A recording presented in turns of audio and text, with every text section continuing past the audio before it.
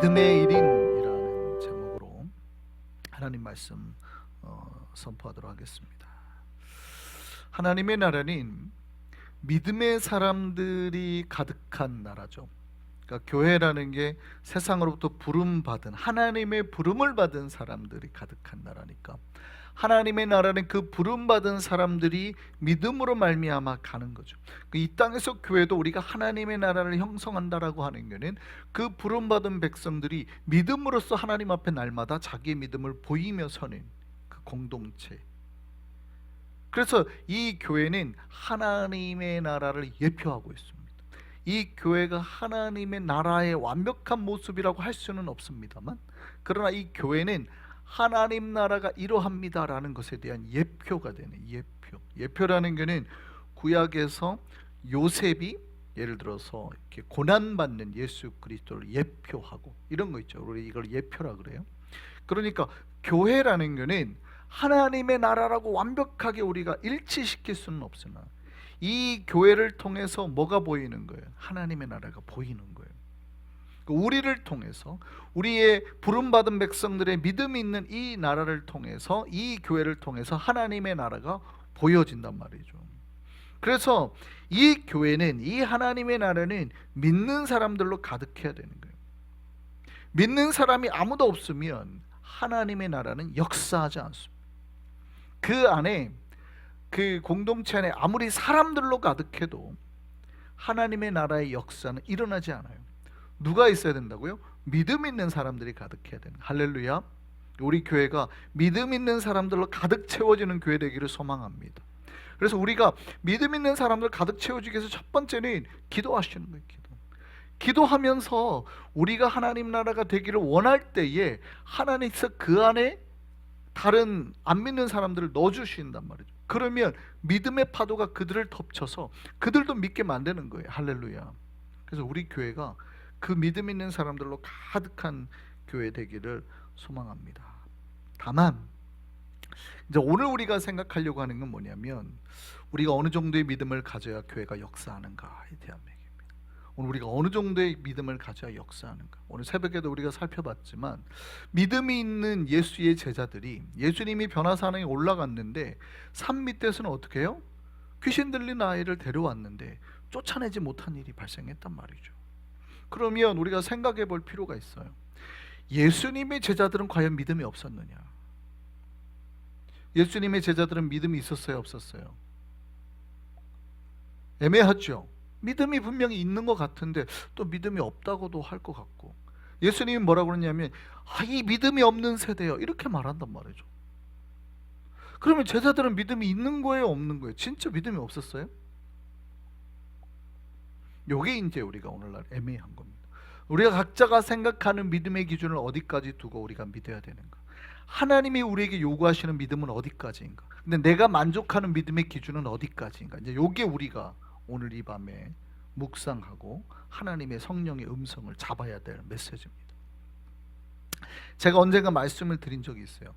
믿음을 각자가 생각하는 믿음의 기준이 다 다르다는 거예요. 믿음을 제가 숫자로 바꾸면 1에서부터 10까지 믿음이 있다고 생각하면, 어떤 사람은 믿음을 1을 가졌습니다. 근데 믿음이 있다고 생각을 해요? 자기가 믿음이 있다고 생각해요? 없다고 생각해요? 믿음이 있다고 생각하는 거예요. 믿음이 있으니까 교회를 나온단 말이죠.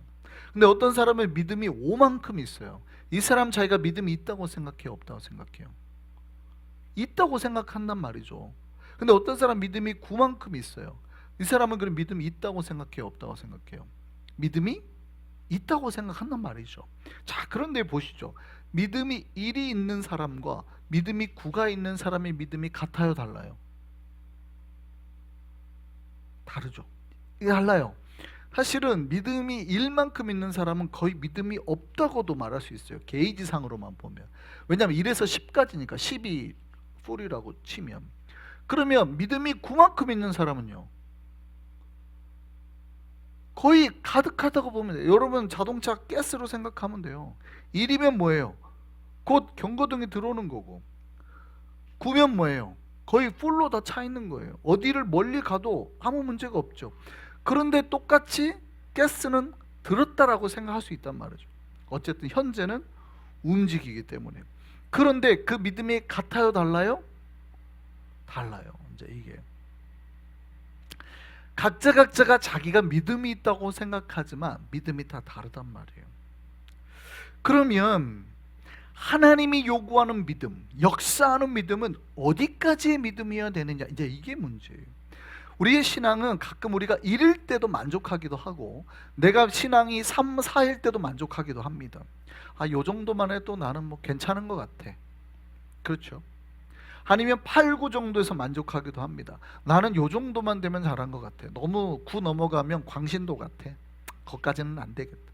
교회를 미친 듯이 하면 안 돼. 이렇게 생각하는 사람도 있을 수 있단 말이죠. 그러니까 자기가 생각하는 믿음의 기준만큼이 있는 거예요. 그러면 내가 생각하는 믿음의 기준이 하나님이 생각하는 믿음의 기준과 같냐? 그러면 내가 생각하는 믿음의 기준만 가지고도 과연 우리에게서 역사가 일어날 수 있는가? 성령의 역사가 일어나고 세상을 뒤집을 수 있고, 혹은 이 사탄과의 싸움에서 우리가 승리할 수 있는 그 정도의 믿음의 양이 되느냐, 이제 이거를 우리가 봐야 되는 거죠. 놀랍게도 하나님이 우리에게 요구하는 믿음은 풀이에요, 풀. 그러니까 놀랍게도 믿음이 다 있지만 믿음이 풀로 차 있는 사람 그 한 명을 통해서 하나님의 나라는 움직이고 역사하고 사단과의 싸움에서 승리하고 그렇게 된다는 거죠. 우리가 새벽에 말했던, 왜 예수님의 제자는 분명히 그 앞에서 귀신도 쫓아내본 경험이 있고 치유도 해본 경험이 있는데 왜 그때 안 되었을까? 왜 기도했는데 안 나왔어요? 왜요? 예수님이 딱 그런단 말이죠. 믿음이 없다고. 너희가 지금 믿음이 없다. 그럼 제자가 정말 믿음이 없었어요? 근데 예수님 마지막에 그러죠. 조용히 이제 집에 가서 제자들이 묻습니다. 예수님, 우리는 왜 못 쫓아냈습니까? 근데 예수님 뭐라고 그래요? 오직 하나, 기도 외에는 이런 종류가 나갈 수가 없느니라. 그러니까 너희가 지금 뭘 안 했다는 거예요? 기도를 안 했다. 그러니까 우리가 기도가 약해지면 뭐도 약해질 수 있다? 믿음이 약해질 수 있다. 분명히 70인 예수님의 제자들을 막 보낼 때는 막 귀신이 하늘에서 떨어지는 것도 봤습니다. 막 이랬거든요. 그랬던 제자들이에요. 그러니까 우리의 이 믿음이 어떻게 해질 수 있다? 기도를 안 하면 약해질 수 있다. 그럼 주님이 우리를 사용하실 때는 언제라는 거예요? 우리가 기도가 풀로 차고 믿음이 풀로 찰 때. 할렐루야. 이게 우리가 이제 하나님이 나를 언제 쓰실까, 내가 어떻게 하면 준비되어 있을까를 돌아본다면 간단한 거예요. 내가 믿음이 풀로 충만하고 내가 기도로 충만할 때, 그럼 내가 요 정도만 되라고 생각하고 2나 3이나 4 정도에 머물면 놀랍게도 나를 통해서 그런 역사가 안 나타날 수 있다는 거죠. 요게 이해되셨어요? 요게 이제 오늘 밤 우리가 붙잡아야 될 이야기입니다. 하나님의 나라가 움직일 때는요, 하나님의 믿음으로 가득한 사람, 내 목숨을 걸고서도 나는 주님의 이름으로 주의 능력을 들고 나아가서 세상을 변화시킬 수 있다, 사단과의 싸움에서 승리할 수 있다라는 확신, 내가 나가면 꼭 이겨. 왜냐하면 나는 충만하거든요. 지금 하나님이 내 옆에 있거든요. 그걸 알거든요. 그거를 충만하게 가지고 있는 그 한 명이 나아가면 이기는 거예요. 할렐루야. 그 한 명. 믿음이 있는 수십만 수백만이 아니에요. 여기서 말하는 믿음은 3, 4, 5가 있는 그 믿음이 있는 수십만 수백만이 아니라, 능력과 상관없이 나이와 상관없이 하나님이 나와 함께 있다라는 확신, 그 믿음, 그게 충만해서 하나님이 나와 함께 계시면 나아가서 내가 하나님의 능력으로 무브먼트, 역사를 만들어낼 수 있다는 그 믿음을 가진 한 명이 교회를, 공동체를 뒤집어 엎는 거예요. 오늘 본문이 말하고 있는 게 바로 그 이야기입니다. 그 이야기. 오늘 본문의 이야기는 우리가 너무 익숙해서 잘 알지만 잘 생각해 보면 말도 안 되는 반전과 이야기가 숨어 있는 거예요. 오늘 본문에 전쟁이 났죠. 이스라엘과 블레셋과의 전쟁입니다. 블레셋에서는 어마어마한 장수가 나왔습니다. 이 장수의 이름이 뭐예요? 골리앗이죠. 골리앗의 키가 몇이래요, 성경에? 6규빗하고 한 뼘이라고 되어 있습니다. 6규빗. 이 규빗이 여기서부터 여기까지거든요. 그래서 시대마다 규빗을 재는 길이가 좀 달라요. 나중에는 뭐 30cm 뭐 이렇게 정도 재고 하는데 이게 한 40에서 50까지도 보거든요. 그래서 이게 우리가 보는 사본은 옛날에 이 맞소라 사본입니다. 사본이 여러 개 있는데 이게 우리 본문에 되어 있는 6점하고 6규빗하고 한 뼘은 맞소라 사본을 기준으로 했을 때는 이 정도면 어느 정도 키냐면 3m 정도 됩니다. 3m. 어마어마하게 크죠. 그래서 골리앗이 아마 아낙 자손의 후예였을 것이다 라고 보는 사람도 있고 엄청난 거인이었을 것이다 보는 사람도 있어요. 그런데 이제 우리가 사해사본이라고 그래가지고 사해사본이 훨씬 더 오래된 사본입니다. 이게 사해사본이 발견돼 가지고 난리 났죠. 우리가 보고 있는 현재 NIV랄지 사본은 이 사해사본의 번역본이 다 이미 들어와서 수정된 사본이에요. 훨씬 오래된 사본이고 사본이 거의 완벽하게 보존되어 있는 상태였기 때문에 사해사본의 발견이 뭐 얼마 안 돼요. 100년도 안 돼요. 사해사본의 발견이 그렇게 위대한 발견이었어요. 이게 우리가 보고 있는 번역본은 다 이미 사해사본이 어느 정도 들어와서 보정이 된 상태입니다.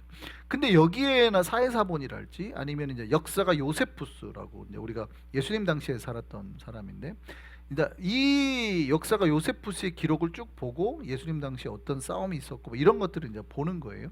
그 다음에 70인역을 보면 골리앗의 키가 4규빗하고 한 뼘이었다 이렇게 돼 있습니다. 그러니까 확실히 좀 줄죠. 그 정도면 대략 어느 정도 되냐 하면 2m 정도 됩니다. 2m. 대략 그 정도 왔다 갔다 해요. 규빗의 규모가 이제 바뀌었기 때문에. 근데 그 정도를 아무리 따져도 한 대략 2m 조금 넘는, 그러니까 많이 보면 한 290, 2m 90, 뭐 거의 최장신 거인이죠. 작게 보면 2m 좀 넘는 뭐 최홍만 정도 사이즈의 장수인 거죠. 어쨌든 어마어마하게 큽니다. 그래도 뭐 그 사람이 어떻게 했대요? 무엇을 입고 했대요? 갑옷, 노투구에 갑옷에 각반에 뭐 다 들고 있죠. 이 사람이 입은 갑옷 무게만 대략 한 57kg, 50kg가 넘어요. 어마어마하죠. 거기에다가 단창과 긴창, 단창은 이제 던지려고 하는 거고요. 투창으로 쓰는 거고, 긴 창은 이제 싸울 때 쓰는 거고, 뭐 칼 차고, 뭐 어마어마한 무게를 들고 이제 나오는 겁니다. 이 골리앗과 싸울 수 있어요? 이 골리앗이 이제 부대가 나라 대 나라로 이렇게 뭐 수십만 명씩 붙으니까 막 붙으면이 인명 피해가 심하거든요. 그러니까 고대로부터 싸웠을 때 가장 많이 하는 게 뭐 일본 말이긴 한데 일기토라는 말을 쓰죠. 일기토는 1대1 싸움을 말하는 거예요. 일기토라는 말은 일본 말이게 말 타고 싸우는, 서로 삼국지에 주로 많이 나오죠. 근데 이제 사실 일본 사람들 나중에 그 삼국지를 표현할 때 일기토라는 말을 쓰긴 한 건데 작가들이. 근데 그런 비슷한 거예요. 1대1 싸움을 요구하는 거죠. 1대1 싸워가지고 적장끼리 싸워가지고, 그래서 골리앗이 이렇게 말합니다. 만약에 내가 나를 이기면 우리 민족이 다 니네의 종이 될 거고, 니네가 만약에 지면 니네가 다 우리의 종이 되라, 뭐 이런 대결을 하죠. 그리고 성경에 오늘 본문에 보니까 며칠 동안 아침 저녁으로 나와서 며칠 동안 했대요? 40일 동안. 그러니까 한 달을 넘게 골리앗이 매일 나와가지고 야 존말할 때 나와 하면서 성경에 보니까 여호와를 모욕하고 이스라엘 백성들을 모욕하고, 그러니까 니까 것들이 무슨 믿음 있는 것들이라고, 야 니네가 무슨 하나님을 믿는다고, 야 우리가 싸워서 이기지도 못하며 그러면 전쟁에 승리도 못하는 그 신이 어디 있다고 막 그러는 거야. 막 하나님을 조롱하고 막 우리의 믿음을 조롱하고 막 이러는 거예요. 자, 그런데 성경에 보니까 한 명이라도 골리앗하고 나와서 싸웠대요, 안 싸웠대요? 안 싸웠대요. 40일 동안 아침 저녁으로 나와가지고 골리앗이 야 나와 했는데 놀랍게도 이스라엘에서 단 한 명도 싸우러 나가잖아요. 왜냐면 다 무서웠대. 성경을 보면 무서워서 아무도 골리앗하고 싸울 생각을 안 했다는 거예요. 자, 이걸 한번 생각을 해보시죠. 자, 이스라엘에는 믿음이 있는 사람이 단 한 명도 없어요? 잘 생각해 보세요. 이스라엘에는 믿음이 있는 사람이 단 한 명도 없어요?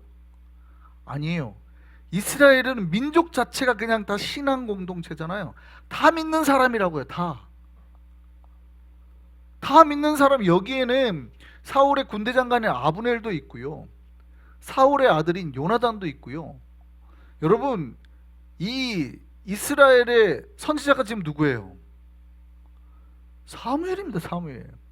위대한 인물인 사무엘이 있고요, 기름 부음 받아가 세워진 누구예요? 사울이 있잖아요. 사울이 보통 사람보다 키가 어깨만보다 더 컸다 그래요. 굉장히 크죠. 그래서 대략 사울의 키를 추정을 할 때 190cm로 봅니다. 그러니까 어쩌면 골리앗하고도 그렇게 차이가 많이 안 날 수도 있을 만큼 사울 덩치가 어마어마한 거예요.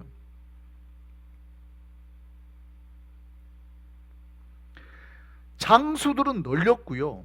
오늘 본문의 다윗의 가문에서도 3명이 나갔죠. 장남인 엘리압을 포함해서 3명이 나갔어요. 이 집안은 믿음이 없는 집안이에요? 다 하나님을 믿는 집안. 다 하나님을 믿는 집안. 이스라엘 백성 전체가 하나님 믿는다니까. 그러니까 이 믿음의 공동체가 수십만 명이에요 지금.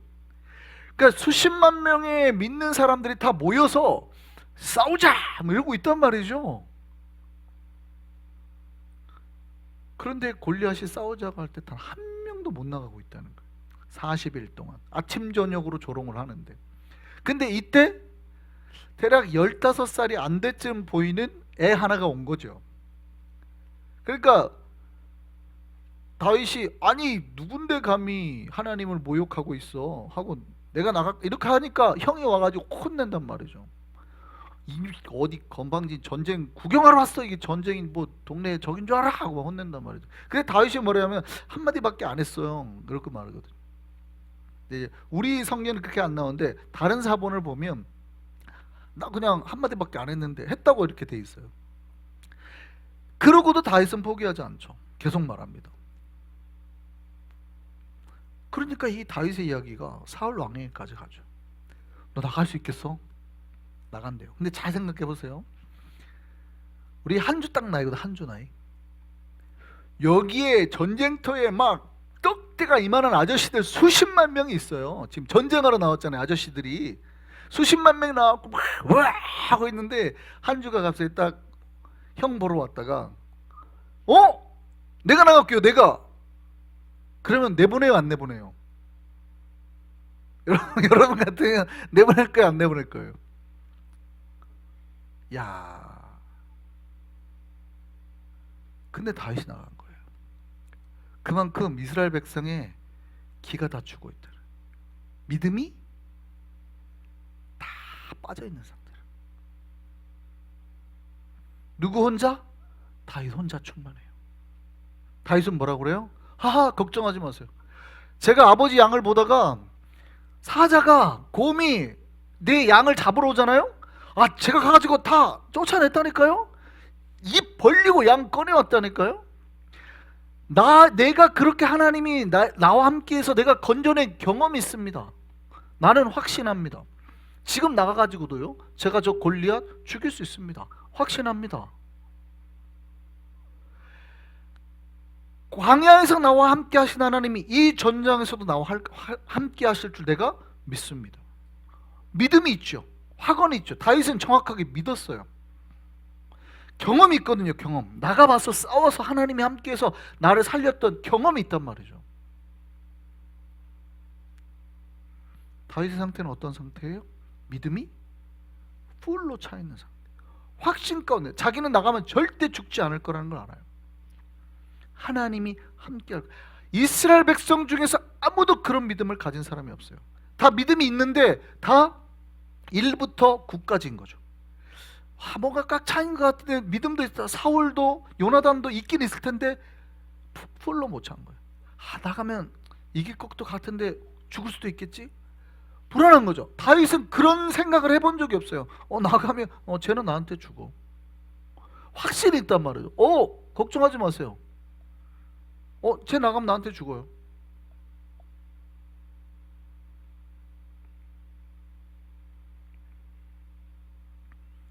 사울이 부르더니 잘 싸우고 오라고 자기가 입었던 갑옷을 줍니다.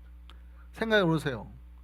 얘가 지금 키가 170cm가 안 될 거라는, 저보다 좀 작을 거란 말이죠. 딱 진짜 한 주만 할 거거든요. 대략 그 정도로 추정을 하기 때문에 한 주가 딱 표본입니다. 그 정도. 근데 키 190 정도가 되는 사람이 입었던 갑옷을 얘한테 입히니 사이즈가 맞겠어요, 안 맞겠어요? 안 맞죠.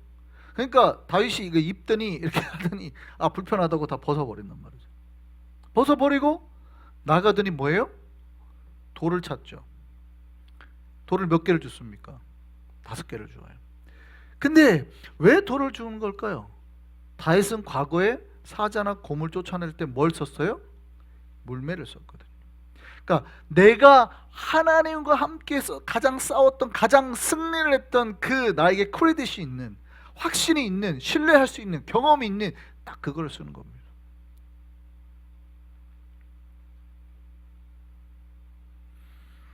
여러분, 그러고 나와서 싸웠습니다. 골리앗이 다윗에게 뭐라고 그럽니까? 야, 너는 나를 개로 생각하냐? 이렇게 말합니다. 너는 나를 개로 생각하냐? 야, 너 막대기를 들고 나온다. 왜 막대기를 들고 가요? 목자들은 시편 우리가 23편에 보면 알지만 여호와의 지팡이와 막대기가 나를 안위하시나이다 그러죠. 지팡이는 뭐예요? 지팡이는 양을 이렇게 모을 때 쓰는 거고, 막대기는 끝이 뾰족한 약간 나무로 만든 창 같은 거예요. 사실은 두 개를 들고 다니는 거예요. 하나는 지팡이, 하나는 막대기. 그러니까 다윗이 평상시에 그 맹수들로부터 양을 지킬 때 썼던 그 막대기, 창 같은 거, 나무 막대기 들고 간 거예요. 그러니까 골리앗이 조롱하는 겁니다. 한 손에는 물매 들었고 한 손에 막대기 들고 나가. 야, 너 나를 개로 알았어? 개 잡으려고 막대기 들고 와? 이렇게 히브리의 원어를 보면 굉장히 적나라합니다. 내가 개냐 이렇게 돼 있어요. 내가 개냐? 막대기를 들고 오게 이렇게 돼 있어요. 그리고 모욕한단 말이죠. 야, 니네는 이제 다 망했다. 야, 이스라엘은 다 망했다. 야, 진짜 보낼 사람이 없어서 저 어린애 막대기 하나 들려서 내보내네. 끝났네 하고 조롱했단 말이죠. 이때 다윗이 뭐라고 말을 해요? 그러니까 다윗이 믿음이 풀로 충만하다라는 거는 다윗이 나갈 때 보면 알아요. 보통 전장에 나가면 어떻게 돼요? 사람은 다 무서워서 벌벌 떱니다. 지금 내가 죽으러 가는 거 아니에요? 벌벌벌 떨 텐데 그때 다윗이 뭐라고 그래요? 한번 볼까요? 사무엘상 17장 45절 47절 말씀 한번 보시죠. 같이 한번 읽겠습니다. 시작. 다윗이 블레셋 사람에게 이르되 너는 칼과 창과 단창으로 내게 나오거니와 나는 만군의 여호와의 이름 곧 네가 모욕하는 이스라엘 군대의 하나님의 이름으로 내게 나아가노라. 오늘 여호와께서 너를 내 손에 넘기시리니, 화근하는 거죠. 내가 너를 쳐서 네 목을 베고 블레셋 군대의 시체를 오늘 공중에 세워 땅에 들짐승에 주어 온 땅으로 이스라엘의 하나님이 계신 줄 알게 하겠고 또 여호와의 구원하심이 칼과 창에 있지 아니함을 이 무리에게 알게 하리라. 전쟁은 여호와께 속한 것인즉 그가 너희를 우리 손에 넘기시리라. 할렐루야. 다윗은 확고했단 말이에요. 그냥 나간 게 아니에요. 다윗은 확고했어요. 너 오늘 나한테 죽었어. 하나님이 오늘 너를 나에게 붙이실 거고 너뿐만 아니라 너희 모든 블레셋 족속은 오늘 다 죽을 거야. 하나님이, 네가 모욕하는 그 하나님의 이름으로 니들은 오늘 다 죽었어. 15 먹은 소년의 그 믿음, 충만한 믿음이 40일 동안 아무것도 못하고 믿음이 점점 위축돼 가지고 있던 백성들을 뒤집어 엎는 무브먼트가 일어나는 거예요. 성령의 무브먼트, 역사하는 힘이 마귀와의 싸움에서 마귀를 꺾어뜨리고 이 공동체 전체가 부흥하며 살아나고 승리할 수 있게 하는 게 소년의 영적인 기도 한 방이었다는 거예요. 이해되세요? 그러니까 수십만 명이 나왔지만 풀로 충만한 사람이 없었다. 이 아이가 하나가 충만해서 하나님이 나와 함께 하셔서 나아가서 승리하게 한다라는 믿음 하나가 있었더니 무브먼트가 일어난 거죠. 골리앗을 꺾어뜨리고 그 기세를 타서 모든 백성들이 나아가서 블레셋을 다 그날 쳐서 죽인단 말이죠. 이게 영적인 이야기예요. 마귀와의 싸움, 사단과의 싸움에서 수많은 믿음의 좋은 선배들이 다 위축 들어가고 있는데 한 사람 하나, 어린아이 하나가 나와가지고 충만하게 외쳤더니 무브먼트가 일어나는 거예요. 성령의 역사가 마귀를 꺾어버리는 거죠. 여러분, 하나님 나라는 어떻게 움직이는 겁니까? 여러분, 교회 수가 많은 것도 중요해요. 그런데 진짜 하나님이 역사하는 힘을 쓸 때, 이 공동체를 변화시키고 어떤 영적 싸움에서 승리하게 할 때는 한 명을 찾으시는 거예요. 한 명. 그날 다윗을 거기로 보내시잖아요. 원래 이 아이가 전쟁터에 가면 안 되는 아이죠. 원래 전쟁터에 가면 안 되는 아이, 차출 자체가 되지 않는 아이예요. 근데 아버지가 음식 주고 해가지고 형아 좀 보고 와라, 그러고 간 거예요. 하나님의 역사가 그렇게 일어난 거죠. 근데 이 아이를 통해서 이게 뒤집어지는 거예요. 그래서 제가 말도 안 되는 사건이라는 거예요. 이 역사가 일어날 수 없는데 하나님은 이 충만한 아이를 기어이 거기를 보내서 이 믿음 있는 백성들의 마음을 뜨겁게 하고 뒤집어 놓는단 말이죠. 이 믿음의 한 사람, 믿음에 충만한 이 믿음의 한 사람으로 공동체는 살아나게 될 줄 믿습니다. 마귀와의 싸움에서 우리가 승리하게 될 줄 믿습니다. 우리가 그 믿음의 한 사람이 되어야 됩니다. 하나님은 그 믿음의 한 사람을 찾고 계시는 거예요. 공동체 전체가 되는 거 좋아요. 제가 설교할 때는 그렇게 설교하죠. 우리 공동체가 다 그렇게 됐으면 좋겠습니다. 그거는 목회자의 마음이고, 여러분이 하나님 앞에 기도할 때는 내가 그 한 사람이 되게 해주십시오라고 기도하는 거예요. 그런데 그 중에 단 한 명만 그렇게 하나님 앞에 헌신하고 나오면 교회는 뒤집어집니다. 할렐루야.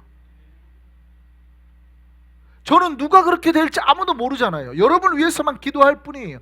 그런데 우리 중에 단 한 명, 다윗 같은 마음을 품고 하나님 앞에 성령이 충만해서 나오는 그 한 명만 있으면 하나님은 그를 써서 우리와 싸우고 있는 저 사단 같은 골리앗을 꺾어뜨린단 말이죠.